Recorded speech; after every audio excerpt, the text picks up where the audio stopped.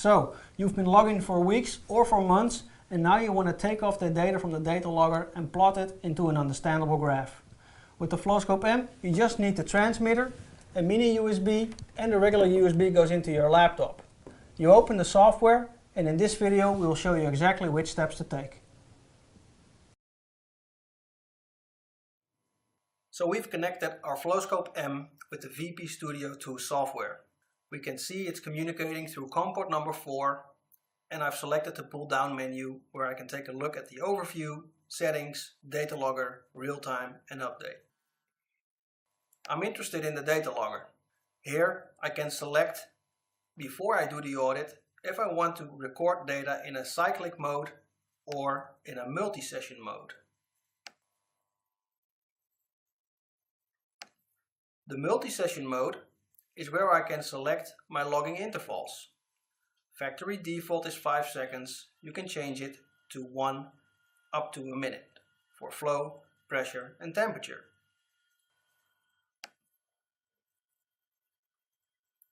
I'm interested in the recorded data, which is under the Data tab.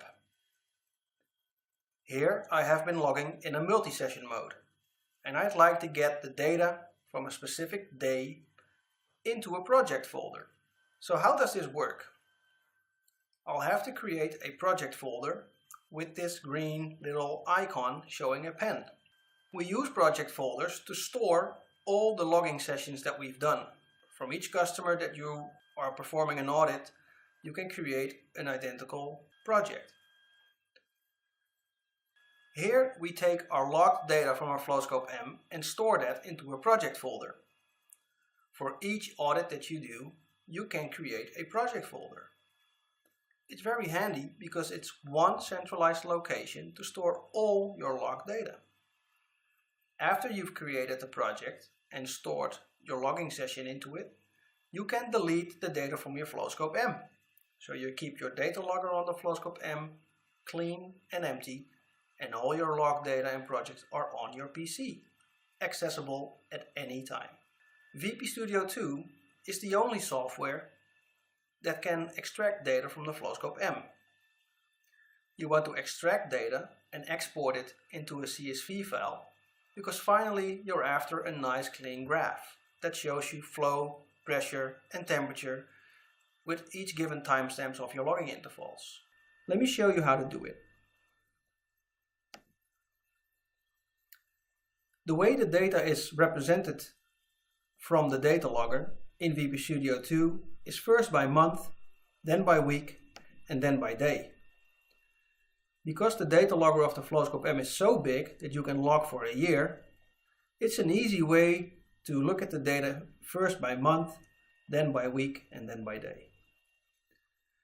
It shows us information on which day the logging session was made, the start date, the stop date, and the amount of memory it was used.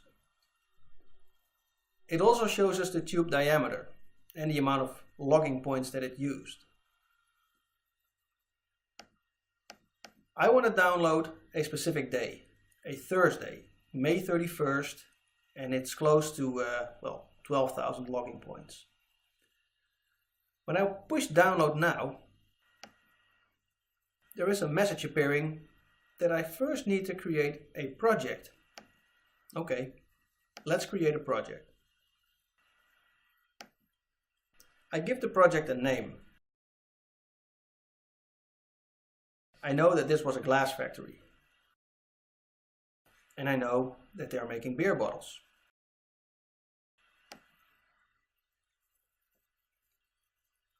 Now I've made a project labeled Glass Factory.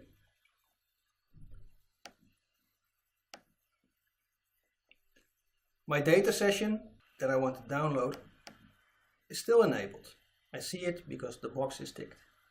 Now I need to also select my project folder and then select download. That specific session that I want to download from my VPFlowScope M Datalogger needs to have a name. I know that this was the East Main Line.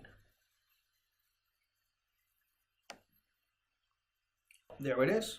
Once the download is complete, it shows you the green bar fully loaded. You can then hit close. Right now, in my project, in my overview, I see that I have a project named Glass Factory, the customer is Beer Bottle, and I've created this file on May 31st. The number of sessions that I've put in is 1. A project can contain multiple sessions. You may have done an audit with multiple flow meters, and all those sessions you would like to have in one project folder. Of my single session, here's where it shows some information on the session name, the start date, the stop date. If I want to export this one, I have to select it and hit the button Export. Here we see a pop-up window. This is where you can select flow, pressure, temperature or totalizer and tick the box if you want to download it or not. If you have been logging in cubic meter per hour and this is not your unit and you want to change that into SCFM, this is where you do it. Another feature is average data.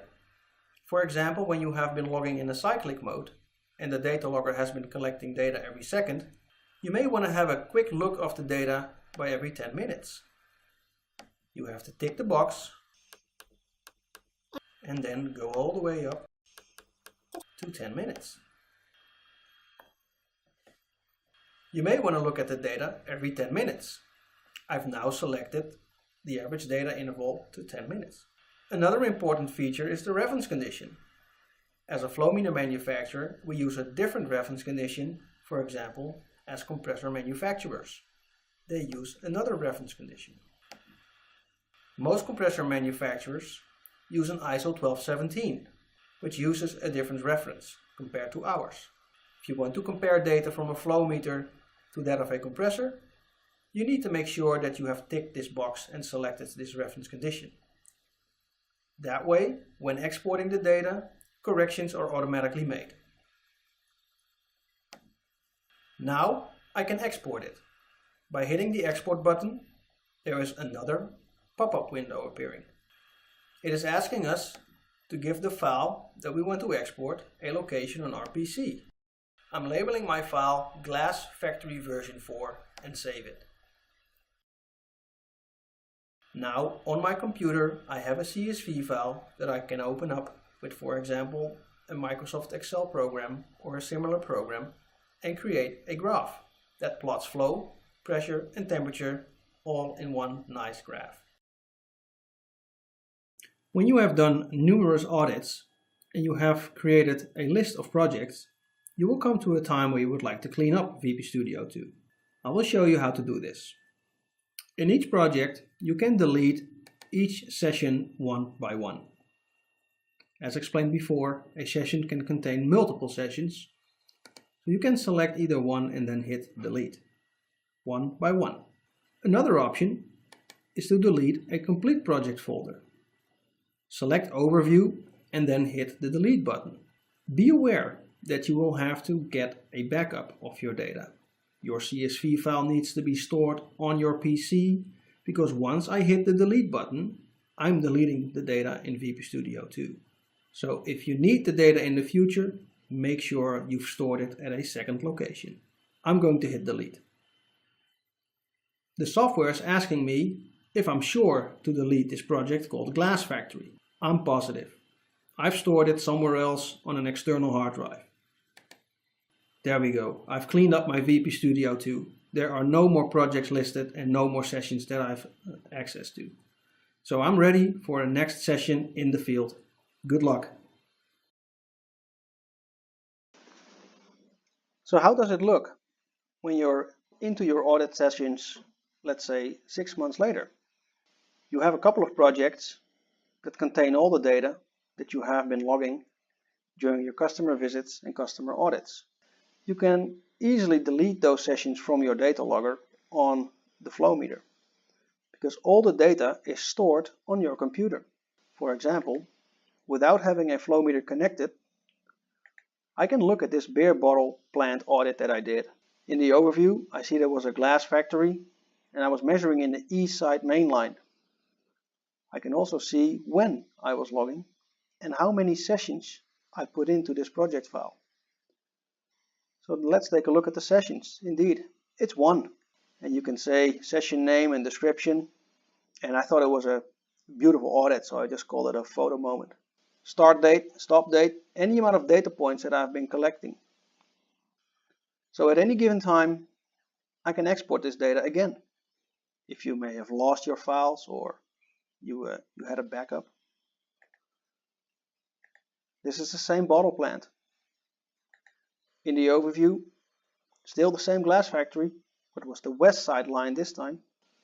And also the same sessions. West side pipe, Saturday, stop date on Tuesday, any amount of data points. And again, I can still export it. So in time, you'll be collecting a amount of projects that you can always go back to.